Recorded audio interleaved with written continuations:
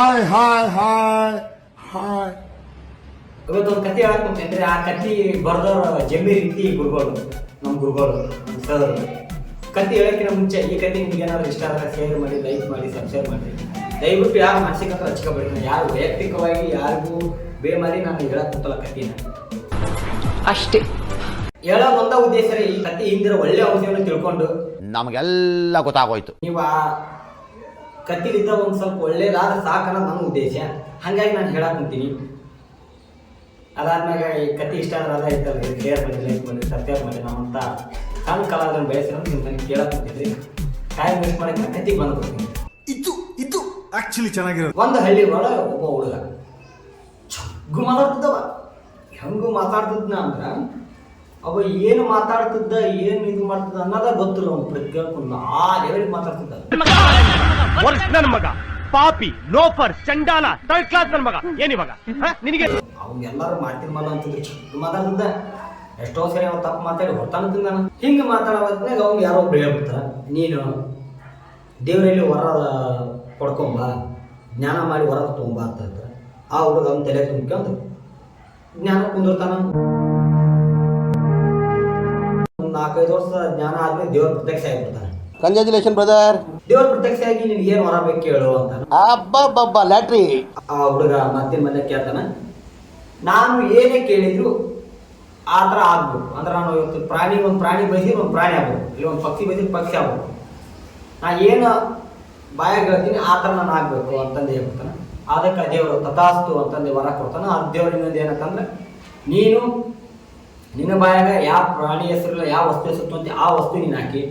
ಹಾಗಾಗಿ ನೀನು ಮಾತಾಡೋದಕ್ಕೆ ನೀನು ಭಾಳ ಕೇರ್ಫುಲ್ ಆಗಿ ಮಾತಾಡು. ಒಂದು ದಿನಕ್ಕೆ ಒಂದ ವಾರ ಅಂತ, ಒಂದು ದಿನಕ್ಕೆ ಒಂದ ನೀನು ಆಗಕ್ಕೆ ಇರ್ತಿ.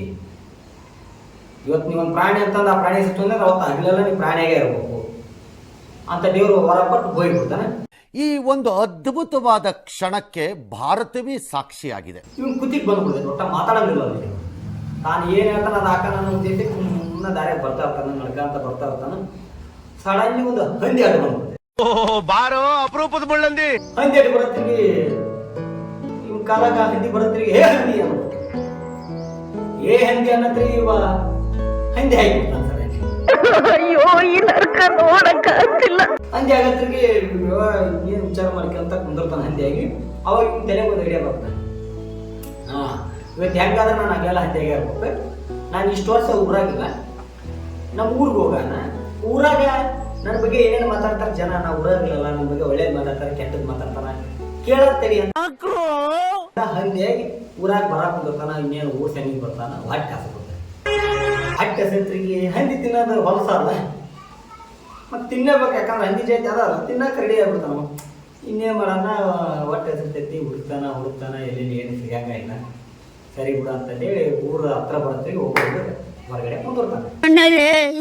ಏನೇನ್ ನೋಡ್ಬೇಕು ಕಾಣ ಹೊರಗಡೆ ಕುಂದ್ರತ್ರಿಗೆ ಏನಾಗ್ಬಿಡ್ತೈತಿ, ಇವ ಹೊಟ್ಟಿ ತುಂಬಿಕೆಂತ ಸಾಕ್ತಾನೆ, ಇವತ್ತು ಬರ್ಗಿರ್ ಸಾಕು, ಮತ್ತೆ ನಾಳೆ ನೋಡೋಣ ಅಂತಂದೇಳಿ ಆ ಹುಡುಗ ಎಲ್ಲ ಕುಂದಾನ. ಅವನ ಹತ್ರ ಹೋಗ್ತಾನೆ ತಿನ್ನಾಕ.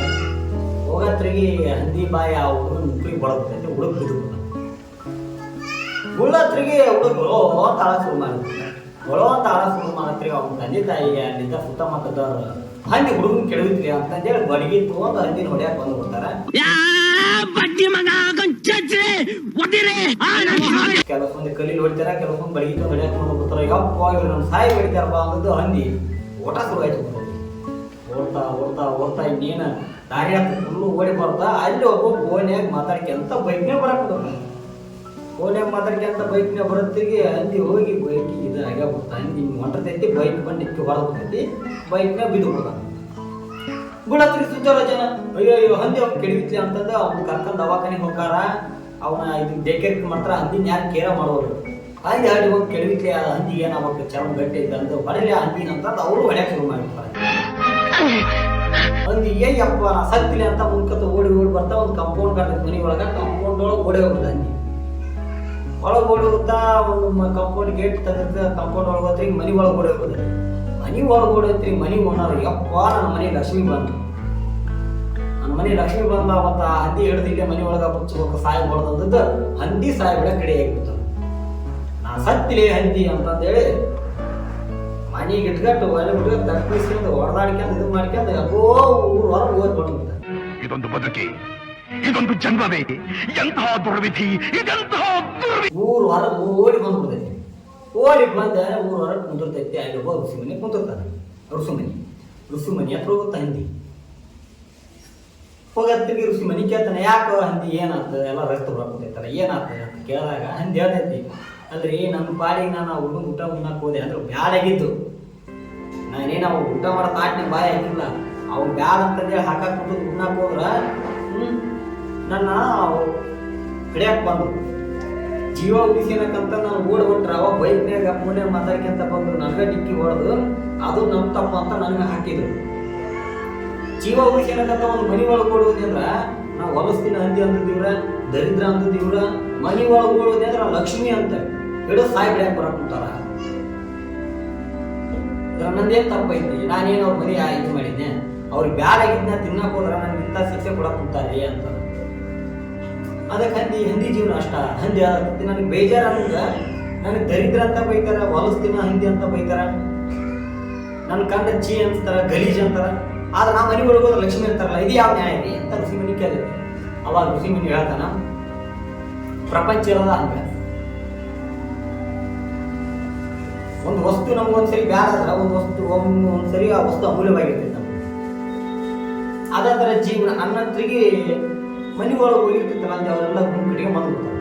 ಗುಂಪು ಕಡೆಗೆ ಬಂದು ಹಂದಿನ ಹೊಡ್ಯಾಕ ಕೊಡ್ತಾರೆ. ಋಷಿ ಮನೆ ಅಡ್ಡ ಬರ್ತಾರೆ. ಋಷಿ ಮನೆ ಅಡ್ಡ ಬರ್ತಾನೆ, ಬ್ಯಾಡಪ್ಪ ಈ ಥರ ಮಾಡಬೇಡ್ರಿ, ತಪ್ಪು ಪ್ರಾಣಿ ಹಿಂಸೆ ಮಾಡಬಾರ್ದು. ಅದು ಅಚಾನಕವಾಗಿ ಮನೆ ಒಳಗೆ ಬಂದೈತಿ, ಅದರಿಂದ ಲಕ್ಷ್ಮೀ ಬರ್ತೈತಿ ಅಂತ ಎಲ್ಲರೂ ಹಂದಿ ತೊಗೊಂಡು ಮನೆ ಒಳಗೆ ಕುತ್ಕೊಂತಿದ್ರು. ಅದು ತಪ್ಪು ಅಂತ ಹೇಳಿದಾಗ ಪೂರಾ ಜನ ಕೇಳ್ಬೇಕಲ್ಲ, ಋಷಿ ಮನೆಯನ್ನು ಹೊಡೆದು ಬಿಡ್ರಿ ಅಂತ. ಋಷಿ ಮನಿನ ಆಟ ಬರ್ಬಾರ್ದು ಸರಿ ಅಂತ ದಪ್ತರ ಋಷಿ ಮನೆ ಆಟ ಬರ್ತಾನೆ, ಋಷಿ ಮನಿದ್ ಭಾಳ ಆಗೈತಿ ಅಂತ ಋಷಿ ಮನೆ ಹೊಡ್ಯಾಕ ಸ್ಟಾರ್ಟ್ ಮಾಡ್ತಾರೆ. ಅವಾಗ ಹಂದಿ ಬೇಡ, ನನ್ನ ಕಾಪಾಡಕ್ಕೆ ಬಂದ್ರೆ ಅವ್ರು ಹೊಡಿಬಾರ್ದು ಅಂತ ಹಂದಿನ ಆಟ ಹೋಗುತ್ತಾ. ಹಂದಿನ ಹೊಡೆದು ಸಹಾಯ ಹೊಡೆದು ನಮ್ಮ ಮನೆ ಹೊರಗೆ ಹೋಗಿ ಮುಚ್ಚಿಬಿಡ್ತಾನೆ. ಹಂದಿ ಇವ ಹೊರ ತೊಗೊಂಡಿರ್ತಾನೆ, ಹಂದಿ ಆಗಿರ್ತಾನೆ. ಇವ ದೇವ್ರ ಹತ್ರ ಹೋಗ್ತಾನೆ. ದೇವ್ರ ಹತ್ರ ಹೋದಾಗ ದೇವ್ರ ಕೇಳ್ತಾನೆ, ಎಲ್ಲ ದೇವ್ರ ನಾನೇನು ತಪ್ಪು ಮಾಡಿದ್ದೆ ಅಂತ ನಾನು ಇಂಥ ಶಿಕ್ಷೆ ಮಾಡಿದ್ದೇನೆ ಅಂದಾಗ ದೇವ್ರ ಹೇಳ್ತಾನೆ, ನಾನು ಇದು ವರ ಕೊಟ್ಟಿದ್ದೆ, ವರನ ಯಾವ ರೀತಿಯಾಗ ಉಪಯೋಗಿಸಬೇಕನ್ನೋದು ನಿಮ್ಗೆ ಗೊತ್ತಿರುತ್ತೆ. ಮಾತಾಡ್ತೀವಿ ಅಂತಂದೇಳಿ ಏನು ಬೇಕಂತ ಮಾತಾಡೋದು. ಈ ಕತಿ ಅಂಶ ಇಷ್ಟ ರೀ. ಯಾರಾದ್ರೂ ನಮ್ಮ ಕೈ ಒಂದು ವಸ್ತು ಕೊಟ್ಟಾರ, ವರ ರೂಪವಾಗಿ ಒಂದು ವಸ್ತು ಇಲ್ಲ ಏನೋ ಒಂದು ಅಮೂಲ್ಯ ವಸ್ತು ಕೊಟ್ಟಾರ ಅಂದಾಗ ಆ ವಸ್ತುನ ನಾವು ಯಾವ ರೀತಿ ಬಳಸ್ಕೋಬೇಕು ಅನ್ನೋದು ನಮ್ಮ ಕಡೆ. ಆ ದೇವ್ರ ವರ ಕೊಟ್ಟ ಅವ ಒಂದು ಅಡ್ಡು ಇದ್ರೊಳಗೆ ಸುಮ್ಮನೆ ಹೋಗ್ಬಿಟ್ಟು ಮುಗಿದು ಹೋಗುತ್ತೆ. ಆ ಹಿಂದಿನ ಹೆಸರು ಕರೆದೆ ಯಾಕ ಒಂದು ಹೆಗರೆ ಯಾನೇದು ಮಾನವೀಯತೆ ಬರ್ತದೆ. ಆ ಋಷಿ ಮನೆಯ ಹಂದಿನ ಕಾಪಾಡೋ ಹೊತ್ನಾಗ ಹಂದಿ ಓಡೋಗ್ಬೋದು, ಬಟ್ ಅದು ಹಂದಿ ಓಡೋಗಿಲ್ಲ. ನಾನು ಕಾಪಾಡಕ್ಕೆ ಮುಂದೆ ನಾವು ಹೊಡಿಬೇಡ ಅಂತ ಆಗ್ಬೋದು. ಇಲ್ಲಿ ಸತ್ತದ್ದು ಹಂದಿನ ಅಲ್ಲ, ಆ ಋಷಿ ಮನಿನ ಅಲ್ಲ, ಮನುಷ್ಯತ್ವ ಅನ್ನೋದು ಸತ್ಯ. ಮನುಷ್ಯತ್ವ ಬದುಕಬೇಕು, ವಿಚಾರ ಮಾಡ್ಬೇಕು. ಈಗ ಹಂದಿ ಮನೆ ಒಳಗೆ ಬಂದ್ರೆ ಲಕ್ಷ್ಮಿ ಅನ್ನೋದೇನೈತಲ್ಲ, ಹಂಗಿದ್ದಂದ್ರೆ ಎಲ್ಲರೂ ಹಂದಿ ತೊಗೊಂಡು ಮನೆ ಒಳಗೆ ಹಾಕಿ ಲಕ್ಷ್ಮಿ ಬರ್ತದೆ. ಅದು ಹಿರಿಯರು ಮಾಡಿದ ನಂಬಿಕೆ, ಅದನ್ನು ನಾವು ಸುಳ್ಳು ಅಂತ ಹೇಳಲ್ಲ, ಅದು ನಂಬ್ರಿ ಅಂತಾನೆ ಹೇಳಲ್ಲ. ಬಟ್ ಅದ್ರ ಪ್ರಾಣಿ ಹಿಂಸೆ ಮಾಡೋದಕ್ಕೆ ಮಹಾಪಾಪ ತಂದೊಂದು ಜೀವ. ಇಷ್ಟೇ ರೀ ನಾವು ತಿಳ್ಕೊಬೇಕಾಗಿರೋದು. ಯಾವುದೋ ಒಂದು ವಸ್ತು ಯಾರೋ ನಮ್ಮ ಕೈ ಕೊಟ್ಟಂದ್ರೆ ಆ ವಸ್ತು ಮಹತ್ವ ತುಂಬ ಇರ್ತ. ಅದನ್ನು ಭಾಳ ಜೋಪಾನವಾಗಿ ನಾವು ಕಾಪಾಡ್ಕೋಬೇಕು.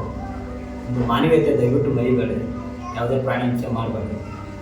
ಈ ಕತ್ತಿ ಬರೆದಂಥ ನಮ್ಮ ಜಮೀನು ಸರ್ ತುಂಬ ದೊಡ್ಡ ಧನ್ಯವಾದಗಳು. ನನಗೆ ಈ ಕತೆ ಹೇಳು ಅಂತ ನಮ್ಮ ಮುಂದೆ ಹೇಳಿ ನನಗೆ ಹೇಳಿದ್ರಲ್ಲ, ಇದಕ್ಕೆ ತುಂಬ ಧನ್ಯವಾದಗಳು. ಈ ಕಥೆಯಿಂದ ನಿಮಗೇನಾದ್ರು ಅರ್ಥ ಆಯ್ತು, ನಿಮ್ಗೇನಾದ್ರು ಇಷ್ಟ ಆದ ದಯವಿಟ್ಟು ಕಾಮೆಂಟ್ ಹಾಕ್ರಿ. ಮತ್ತು ನಂದೇನಾದ್ರು ತಪ್ಪು ಅನಿಸಿದ್ರೆ ಅದನ್ನು ಕಾಮೆಂಟ್ನ ತಿಳಿಸ್ರಿ. ಮತ್ತು ನಾನು ಮಾತಾಡೋ ಸೇರಿ ನಿಮ್ಗೆ ಇಷ್ಟ ಆಗಿ ಈ ಥರ ನನ್ನ ಕತೆ ಹೇಳು ಅನ್ನೋದು ಯಾರು ಇರ್ತದೆ, ದಯವಿಟ್ಟು ನಿಮ್ಮ ಕತೆ ನನಗೆ ಕಾಮೆಂಟ್ ಮಾಡಿ ತಿಳಿಸ್ರಿ. ಇಲ್ಲ ಅಂದರೆ ನಮ್ಮ ಫೋನ್ ನಂಬರ್ ಕೊಟ್ಟಿರ್ತೀನಿ, ಪರ್ಸ್ನಲಾಗಿ ನನ್ನ ಫೋನ್ ಹಚ್ಚಿ ಮಾತಾಡ್ರಿ, ನಾನು ಮಾತಾಡಿ ನಿಮ್ಗೆ ಹೇಳ್ತೀನಿ, ಕತೆ ಹೇಳ್ತೀನಿ. ಇಷ್ಟಂತ ಹೇಳಕ್ಕೆ ಕುಂತಿದ್ರಿ. ಇದರಿಂದ ನಿಮ್ಗೆ ಏನಾರ ಇಷ್ಟ ಆದರೆ ದಯವಿಟ್ಟು ಶೇರ್ ಮಾಡಿ, ಲೈಕ್ ಮಾಡಿರಿ. ನಮ್ಮಂಥ ಸಣ್ಣ ಕಲಾವಿದರು ನಿಮ್ಗೆ ಬೆಳೆಸಿ. ನಮ್ಮ ಗುರುಗಳ ಜಮೀನು ತುಂಬಿರೋದು ಧನ್ಯವಾದಗಳು. ಇದೇ ಥರ ಕತೆ ಬರ್ತಾ ಇರುತ್ತೆ, ನನಗೆ ಇದೇ ಥರ ಹೇಳ್ತಾ ಇರಿ, ನಾನು ಈ ಥರ ಕತೆ ಹೇಳ್ತಾ ಇರ್ತೀನಿ. ಹೊಸ ಪ್ರಯತ್ನ ದಯವಿಟ್ಟು ಶೇರ್ ಮಾಡಿ, ಸಬ್ಸ್ಕ್ರೈಬ್ ಮಾಡಿ, ಲೈಕ್ ಮಾಡಿ.